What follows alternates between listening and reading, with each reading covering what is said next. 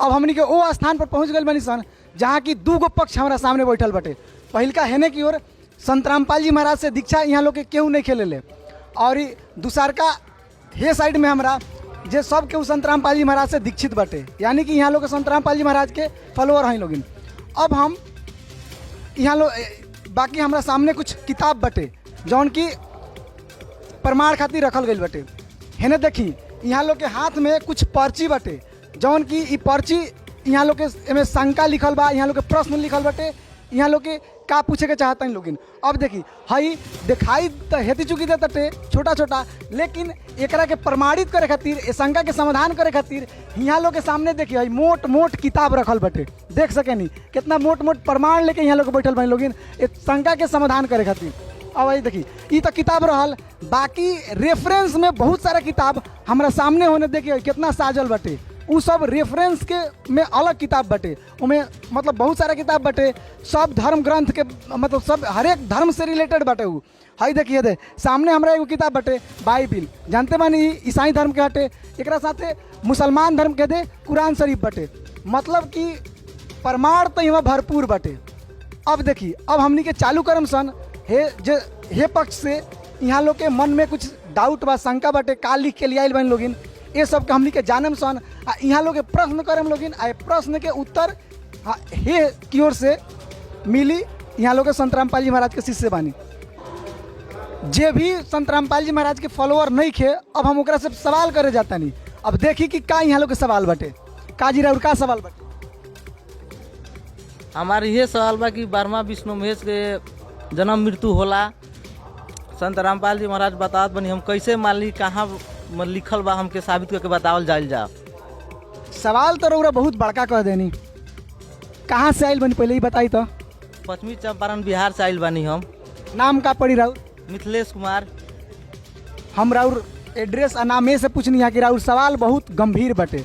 अब देखी यहाँ के सवाल बटे ब्रह्मा विष्णु महेश से रिलेटेड, कि वहाँ लोग के जन्म मृत्यु से रिलेटेड।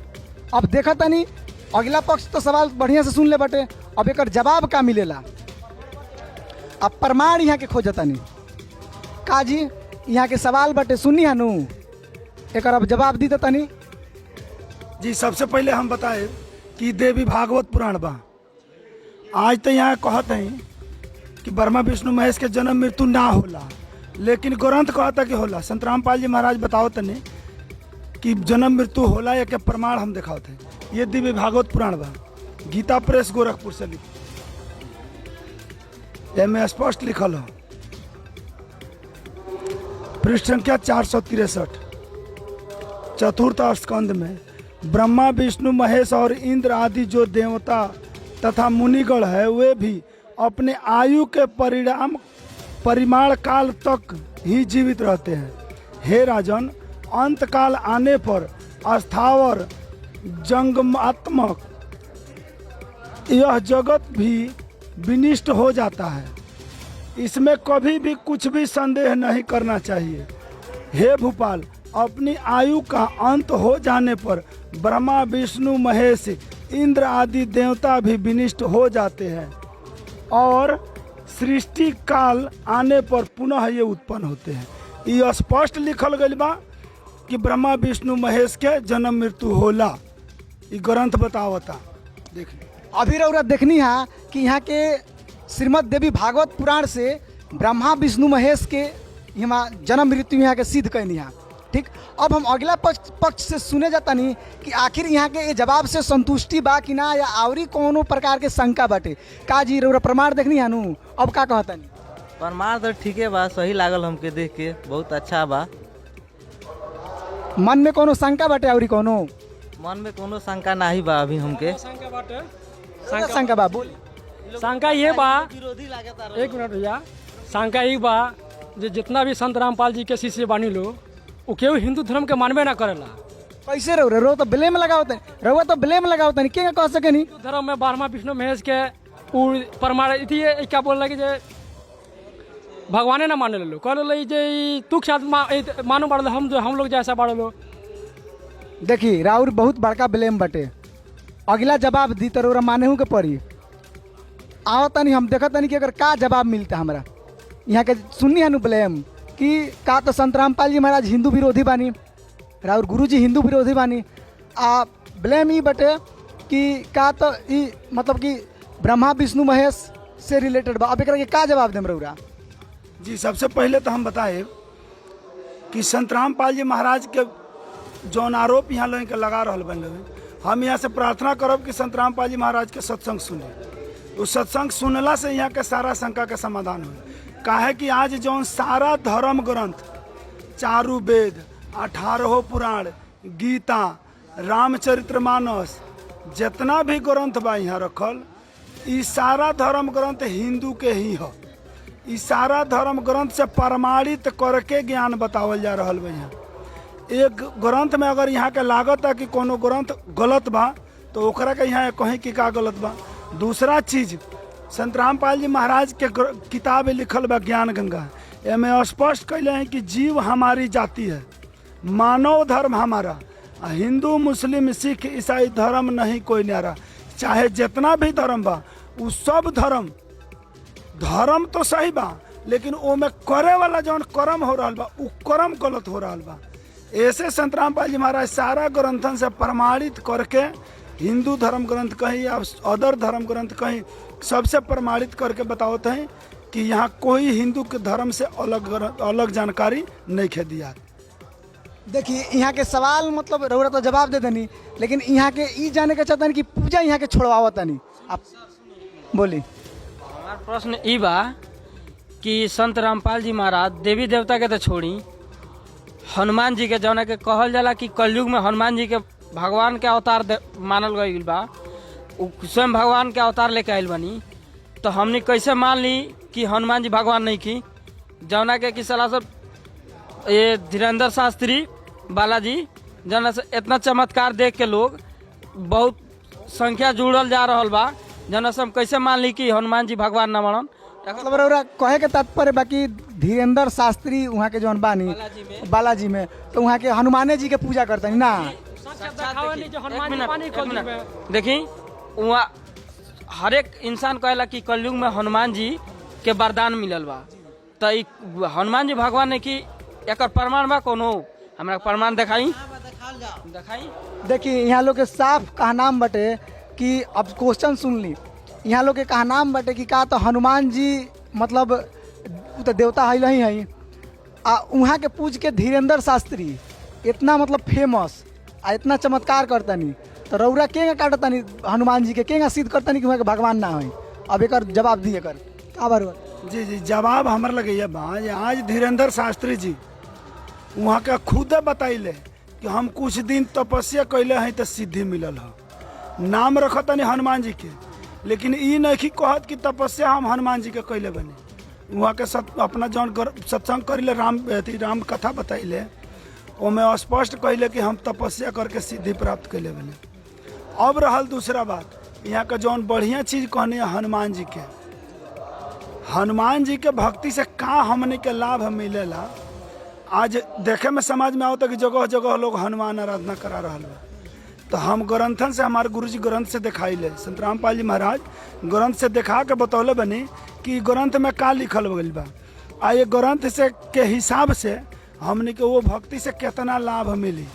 वो प्रमाण दिखाई ना, प्रमाण कि हनुमान जी कहाँ मतलब लिखल बा कि हनुमान जी भगवान ना पूजा ना करे के चाहिए, चाहे वहाँ के पूजा के कैला से अथी होला, दिखाई तो। जी सबसे पहले हम दिखाए एगो रामायण बा, घट रामायण।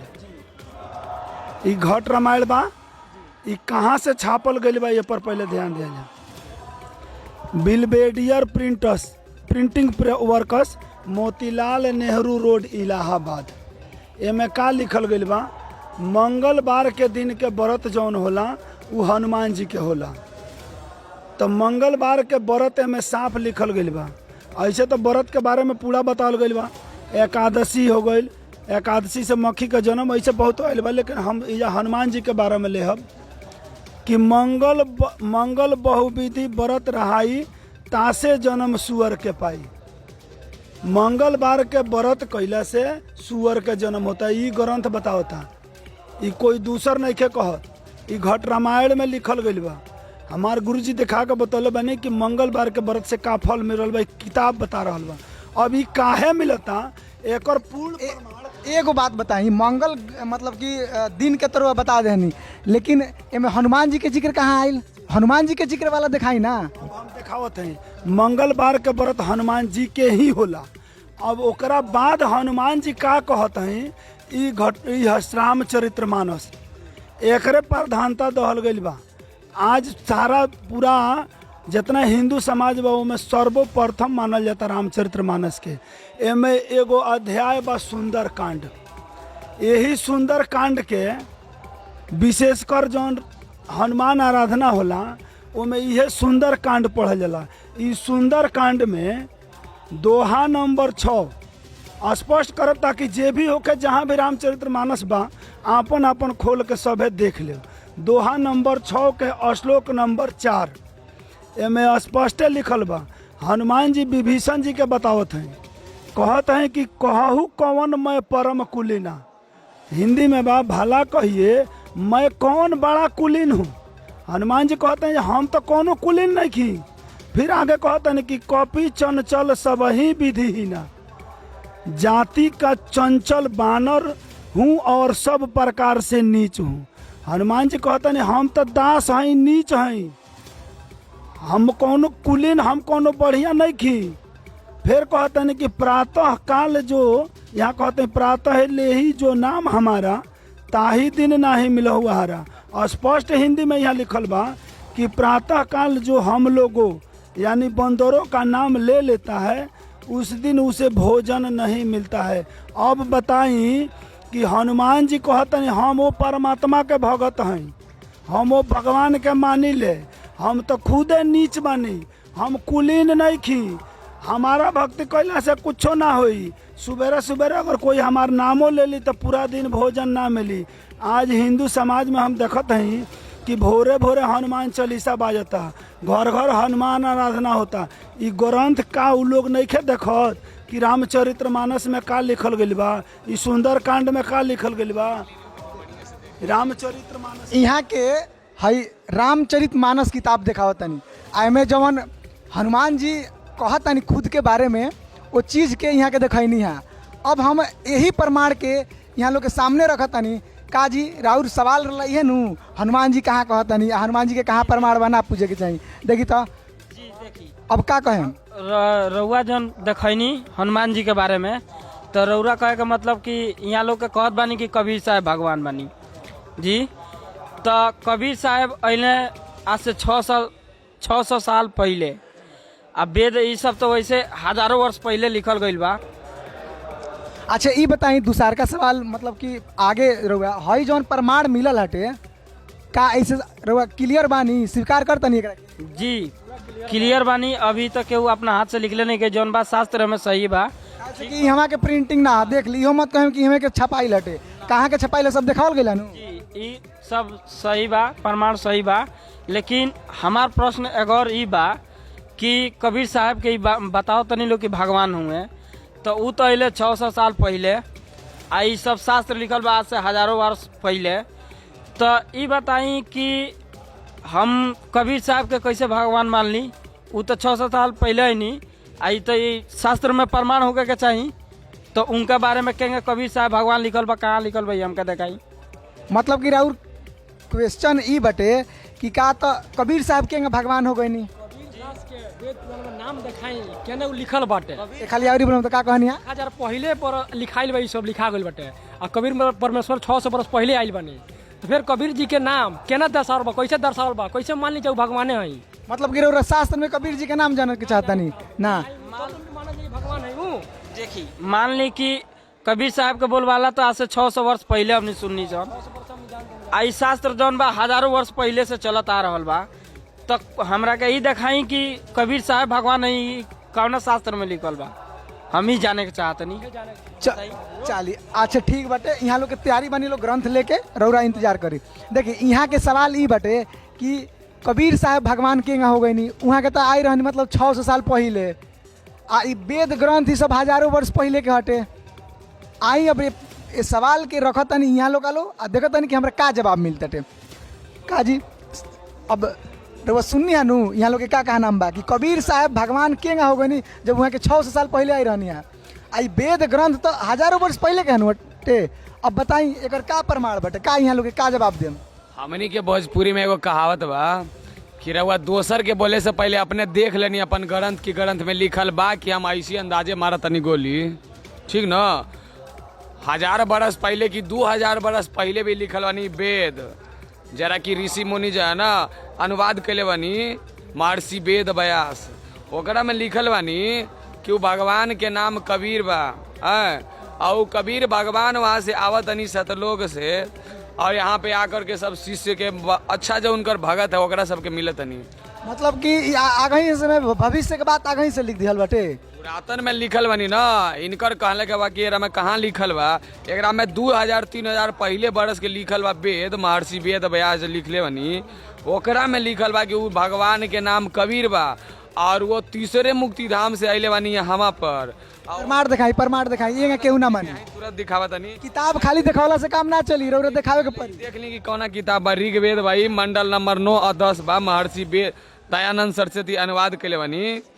ये देख लिए कि झूठे फॉल्स ना बाजी। अब आर्य प्रकाशन भाई, अब हम अपने के लेके चला बनी ऋग्वेद के मंडल नंबर 9 सूक्त नंबर यहाँ पे अपने देखत रहनी है ना। अब यहाँ पे पढ़ो संस्कृत जानत नहीं तो इंदु पुनानो सरती गायते मिर्बो विश्वंती किरणवंशु पथानी यजवे गा कृताने निर्वाणी इसियम कबीरत्यो न किरवानी भारपर्सी। यहाँ साफ साफ लिखल वानी कबीरत्यो कबीर। अब कौना बताई अपने के कि कबीर कैसे होला? अब अगर हिंदियों पढ़े के तो पढ़ ला, यज्ञ करने वाले यजमानों के लिए परमात्मा सब रास्तों को सुगम करता हुआ, उनके विचारों को मर्दन करता हुआ और उनको पवित्र करता हुआ और अपने रूप को सरल करता हुआ, वह कांतिमय परमात्मा कबीर विद्युत के समान क्रीड़ा करता हुआ वर्णीय पुरुष को प्राप्त होता है। अब ई बताई कि हम फॉल्स बानी कि रौरा ऊ फॉल्स बानी, बताई। अच्छा ये बताई हई जौन बात लिखल बटे कि मतलब विद्युत के समान क्रीड़ा करता हुआ, चाहे जौची भी हमें लिखल बटे, एकरा कबीर जी से कहीं वो जोड़ देनु खाली एगो कबीर खाली वर्ड लेके आवरी कहीं बा एक जगह इतना मोट किताबिया में एक जगह खाली प्रमाण बटे, एक जगह नहीं के बा। एरा में औरो कौने जगह लिखल बा, हम सबसे पहले मिलाइम न टेली करम ना कि कसई। एकरा में औरो लिखल बा कि ऊ परमात्मा वहाँ से आवत न तो राजा के समान वहाँ से दर्शनीय बा और वहाँ से आवत ऊ गति करके। आ एकरा में देखो यार लिखल बा कि जब वो परमात्मा आवत है धरती पर तो ओकर बचपन से बड़ा होने के लीला जो है ना ऊ कुंवारी गाँव से होवत नहीं। हाँ जेकर प्रमाण यहाँ देख ली, पहले एक बार आपने ये भी देख ली कि ओकर प्रमाण या बा। देखिए यहाँ पे लिखल बा कि उस सोम स्वभाव वाले श्रद्धालु पुरुष को कुमारावस्था में सब प्रकार से अहिंसनीय गौएं तृप्त करती है ऐश्वर्य की वृद्धि के लिए, अथवा उत श्रद्धालु पुरुष को अहिंसनीय वर्णीय ऐश्वर्य की प्राप्ति के लिए संस्कृति करते हैं। यहाँ ई लिखल बा कि ऊ जब परमात्मा आवत है धरती पर तो ओकर परवरिश के लीला जब भेल ना ऊ कंवारी गाय से यानी बछिया से भेल।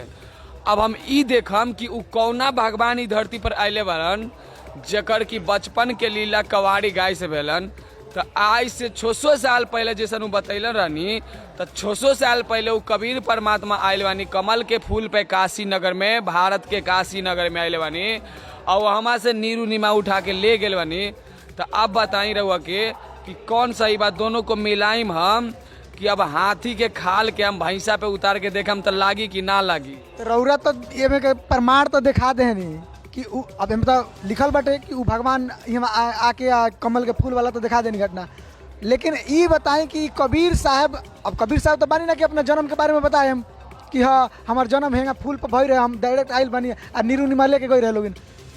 ई वेद में जौन मतलब कुंवारी गाय वाला लीला बतावल बा, ई रौरा कबीर जी के जीवन से कहाँ देखा होता नहीं, कहाँ कबीर जी के जीवन में ही लिखल बटे कि हाँ कि मतलब कि वहाँ के कुंवारी गाय वाला लीला करे नहीं। कैसे कि एकर हमें तो दिखा देनी, हम संतुष्ट बनी कि भगवान के ही मतलब एक प्रकार के पहचान बटे, चाहे लीला बा जन्म के मतलब अवतरण कहीं जौची भी बा धरती पर आवे के पहचान बा, लेकिन ई बताई कि ई लीला कबीर जी के जीवन में कहाँ लिखल बटे। अब हम अपने के बतावा तनी कि ई जे लीला बड़न उनकर एगो परम शिष्य धर्मदास वाले हैं, उ धर्मदास जी के लिखैले बड़न, सब वृत्तांत लिखैले बड़न। आ उ धर्मदास जी लिखले बड़न तो एगो ग्रंथ बनलन जेकरा नाम भलन कबीर सागर। अब उ कबीर सागर में लिखले बड़न कि उ परमात्मा जब ई धरती पर आवत तो उनकर जब परवरिश के लीला भेलन उ कुमारी गाय यानी बछिया से भेलन, जकरा प्रमाण हम अपने के कबीर सागर में देखावत तनी अभी तुरंत अपने देखत तनी यहाँ पे वर्तमान। हाई देखी ये जब कबीर सागर बा जरा कि कबीर परमात्मा के बोलल गईल बानी धर्मदास लिखले बड़न आज से 600 साल पहले, ओकरा में ही बतावल गईली ज्ञान सागर में। ज्ञान सागर यहाँ पे पा पेज नंबर यहाँ पे अपने देखा तनी 75 नंबर पेज वगैरह में देख लिखल बा कि तब जुल्हा मन कीन तिवाना रामानंद सो कीनी उत्पाना, मैं सुत पायो बड़ा गुण बनता कारण कौन भखे नहीं संता। जब कबीर साहब परमात्मा जब भे गलन 25 दिन के बिना खैले पीलन, तब उनकर माता पिता जो नीरू निमा भेलन उनका परेशानी भे गलन कि अब हमार बच्चा भूखले मर जाए तो हमहूँ मर जाए। तब परमात्मा ने कहलन कि रामानंद से पूछे गलन, रामानंद जखने के 1008 श्री महात्मा रहलन वैष्णव साथी, उनका से पूछे गलन तो बतैलन कि रामानंद असुक्ति विचारा तुम सुध कोई ज्ञानी अवतारा, बछिया जाही बैल नहीं लागा सो ले ठाड़े करो तही आगा। जुल्हा एक बछिया ले आवा चलियो दूत कोई मरम न पावा, चलियो दूत जुल्हा हरसाना राख छिपाई कहूँ नहीं जाना। तो हमा पे ई बतावल गईलन कि उ परमात्मा के तृप्त करे लागी यहाँ पे बछिया अलन, बछिया जकरा कि बैल नहीं लगलन यानी कि उ गर्भवती नहीं खे भेलन बछिया, जरा से कि बच्चा नहीं भेले उ बछिया के यहाँ पे इस्तेमाल कर गलन, उ परमात्मा के भोग करे लगी। आई वेद में भी प्रमाण यह कैले बारन कि परमात्मा जो है कबाड़ी गाय के बछिया से दूध पीलन। यहाँ भी ये है तो अब अपने रउआ के सोच ली और उनको बता दी कि का सत बा और कौन परमात्मा बा। अब हाथ निर्णय अपने के हाथ में बा, अब अपने सोच ली। तो ई जौन बानी संत रामपाल जी के शिष्य यहाँ के आई कबीर सागर आ ऋग्वेद ये दोनों से मतलब मिलान करके बतैनी है कि का बाटे सच्चाई में का लिखल बा, भगवान के बटे, भगवान के आवे के लीला का बा के पहचान बटे। अब ये बात के हम अगला तो सुनबे कैले सटे, अब रखत देखत यहाँ लोग का कहतनी का जी हाई कबीर सागर हाई ऋग्वेद ये दोनों से यहाँ के प्रमाणित कनी वो सामने दिखाई नहीं है, प्रमाण लिखल बा में हमहूँ पढ़नी है कि कबीर साहेब भगवान बानी वहाँ के आवे के लीला का बटे, वहाँ के जब धरती पर आवतनी तो के आवतनी एमे उ लिखल बटे ऑथेंटिक प्रमाण बा। अब रउरा का कहतनी का रउर शंका बा कोनो? देखी कहे का मतलब अभी तक तो हमने कबीर सागर ना पढ़ले रहनी सन, तो जौना के वजह से हमने अभी तक कबीर साहब के बारे में मालूम ना रह, तो अभी मालूम चलल ठीक बा कबीर साहब भगवान नहीं, तो कबीरो साहब के भगवान मानी ब्रह्मा विष्णु महेश के। पहले ई बताई कि हई जौन प्रमाण मिलल हटे कि भगवान के ह उ एगो मालिक के हटे, ये चीज के मानत तनी कि कबीर साहब भगवान है? जी मानल जाता, देखनी है सर, रउआ लोग देखनी है लोग ना? देखनी है जी मानल जाता ये बात, वो लिखल बा में कबीर साहब के बारे में, तो हम ये प्रमाण रउआ देखनी है, हम संतुष्ट बनी। तो हम कबीर साहब के भी और ब्रह्मा विष्णु महेश के भी दोनों के पूजा करे में का दिक्कत बा? दोनों आदमी के पूजा करी, दोनों आदमी भगवान बानी, दिक्कत बका। अच्छा और मतलब ये ना क्वेश्चन बटे कि जब कबीर साहब भगवान है तो इहो के पूजा करी आ ब्रह्मा विष्णु महेश के भी पूजा करी ना, दोनों आदमी के पूजा करे में का दिक्कत बटे? तो देखी तो का यहाँ से रउरा का मिलल बटे कि दोनों आदमी के पूजा करे में कोनो दिक्कत बुझाइल बा का? यहाँ से हमनी के आज तक पूर्वज से जितना भी सुनते आइल बनी सब ब्रह्मा विष्णु महेश, ब्रह्मा विष्णु महेश। उ नहीं कहत हम देखी हमनी के दिल में ही घर बना लेल बा कि ब्रह्मा विष्णु महेश है, रउआ आज प्रमाण देखनी कि कबीर साहब ही भगवान है, तो ऐसे रिलेटेड हम कहतनी कि मतलब रउआ ब्रह्मा विष्णु महेश के भी मानी और कबीर साहब के भी मानी, दोनों आदमी के भगवान मानी, का दिक्कत बा? तो का यहाँ लोग के कहना बा का कि ब्रह्मा विष्णु महेश के नहीं खे माने के? जी अभी यहाँ लोग बताई हमरा तो कहे के मतलब जहाँ तक रउआ देखनी वहाँ तक तो हम संतुष्ट मानी कि हाँ कबीर। देखिए यहाँ के सवाल सिंपल बटे कि कबीर साहब भगवान है, यहाँ के मानतनी ठीक, यहाँ के प्रमाण देखनी है, यहाँ के स्वीकार करतनी कि कबीर साहब भगवान है। अब यहाँ के अगला सवाल ही बटे कि जब कबीर साहब भगवान है लही है तो उहों के मानी या ब्रह्मा विष्णु महेश के भी मानी, मतलब कि दोनों आदमी के काहे ना पूजा कर सकेनी, ई बा यहाँ के कहा नाम। अब एकरा बारे में रउआ लोग के का विचार बताई लोग? भगत जी अच्छा कहला हन बात, लेकिन शास्त्रों में खुद ही ब्रह्मा विष्णु महेश स्टेटमेंट दे रहल बालन कि हम पूजनीय ना हई, हम तो आदरणीय हैं। पहला नंबर इसका प्रमाण पूजनीय और आदरणीय का श्रीमद् भगवत गीता जी के अध्याय नंबर 18 श्लोक नंबर 65 में दिखावे के पड़ी रहुरा, दिखावे के पड़ी जौन कहता नहीं। हाँ तो दिखाई फिर आ जाए।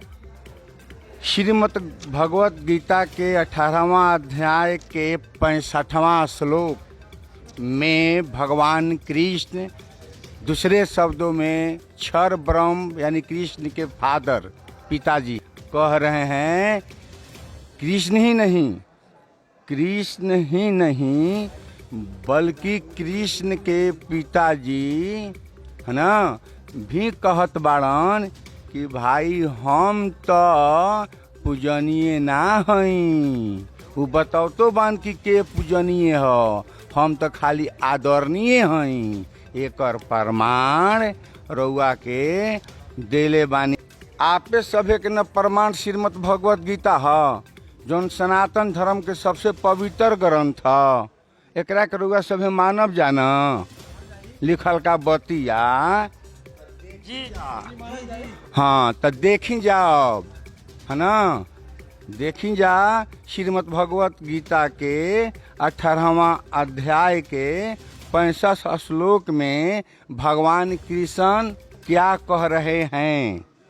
देखा जाए, संस्कृत में कह रहे हैं 65वां में कि मन मना भव मदक्तो मद्याजी मा नमस्कुरो मामेष्यसि सत्यम ते प्रतिजाने प्रयोसी में। अर्थात कह रहे हैं भगवान कृष्ण, दूसरे शब्दों में कहा जा सकता है कि कृष्ण जी के पिताजी अर्थात ओम जी क्षर ब्रह्म कह रहे हैं कि हे अर्जुन, मुझ में मन वाला हो तो मेरा भगत बन।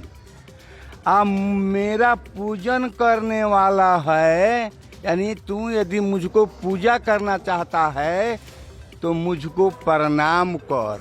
अर्थात मैं पूजनीय नहीं हूँ, मैं आदरणीय हूँ। मेरा औकात जो है प्रणाम के लायक है।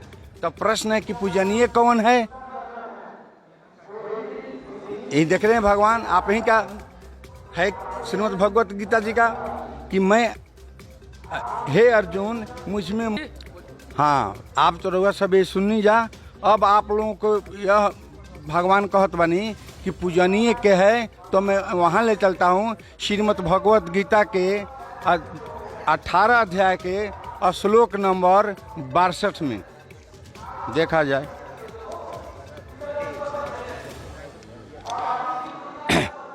तमेव शरणं गच्छ सर्वभावेन भारत तत्पश्चात् परम शांति स्थानम सा प्रसाति शाश्वतम। हे भारत, हे पार्थ, हे अर्जुन, सब प्रकार से एनी हाउ तू उस परमेश्वर के ही शरण में जा। काहे खातिर जा भाई? तो उस परमात्मा के कृपा से, हमारा कृपा से ना, उस परमात्मा की कृपा से तू परम शांति और परम सनातन धाम अर्थात सतलोक को प्राप्ति करेगा। तो जो सुपीरियर होता है वह पूजनीय होता है, उसे डाउन होना लेबर जो होता है वो आदरणीय होता है। इसलिए पूजा किसी एक की होती है, जो सुप्रीमो होता है, आदर सबकी होती है। हमारे गुरुजी ने यह भी कहा है कि हम ब्रह्मा विष्णु महेश जी को हम तो आदर करते हैं, छोड़वाते नहीं। हम तो गले से पहले उनको कहते हैं, क्या कहते हैं कि तीनों देव कमल दल बसे, और ब्रह्मा विष्णु महेश पहले कहते हैं कि प्रथम इनकी वंदना और फिर सुन गुरु का उपदेश। हमारा मालिक कहता है कि हम तो पहले इनकी वंदना इनकी पहले करते हैं, हम छोड़वाते हैं कि अब आप उनसे शास्त्र अनुकूल जुड़वाते हैं। इसलिए पूजा सुप्रीमो को करना चाहिए हमको, और आदरणीय सब हमारे देवता हैं। यदि इससे संतुष्ट हैं तो ठीक, नहीं तो आगे भी हम बता सकते कि यहाँ लोग से पूछा तनी का बा। सुनिए हेलो जी, यहाँ के प्रमाण है से देनी है, यहाँ के का बतानी है सुनबे कनी लोगिन। अब का कहता नहीं लोगिन? अब जौन भी प्रमाण देखनी सदग्रंथ में तो सही बा, यहाँ तक अभी तक तो हमने ना पढ़ ले रहनी से तो हमने के मालूम नहीं है। अब जहाँ तक सदग्रंथ बा सब प्रिंटिंग बा पूरा रील से दिखाओ तो नहीं बढ़िया बा एकदम प्रमाणित बा। आवरी कोनो क्वेश्चन बाटे एकरा से रिलेटेड? जी ना अब कोनो क्वेश्चन नहीं। आवरी कोनो क्वेश्चन? अभी कोनो क्वेश्चन नहीं है। ठीक तो ई रला जवन मतलब कि मुख्य प्रश्न जवन कि यहाँ लोग के मन में रला, ठीक, ओकरा के यहाँ लोग क्लियर करे के कोशिश करनी है लोगिन। ए वीडियो के माध्यम से रौरा देखनी है कुछ ऐसा सवाल के जवाब जौन कि हमनी के धर्म ग्रंथ में बा, लेकिन एगो आम हिंदू या आम जे मतलब कि धर्म के माने वाला बाटे वो जे धर्म ग्रंथ से परिचित नहीं खे ओकरा लगे कुछ और बा, लेकिन हेमे कुछ और बाटे। तो एकरा में का डिफरेंस बा एकरा के रौरा जननी है। आवरी कोनो प्रकार के अगर रौरा कल प्रश्न बाटे तो वीडियो के कमेंट बॉक्स में रौरा अपन प्रश्न के डाल सकेनी। ओकरा के कोशिश करम सन कि अगला वीडियो में रौरा प्रश्न के हमनी के इंक्लूड करम सन।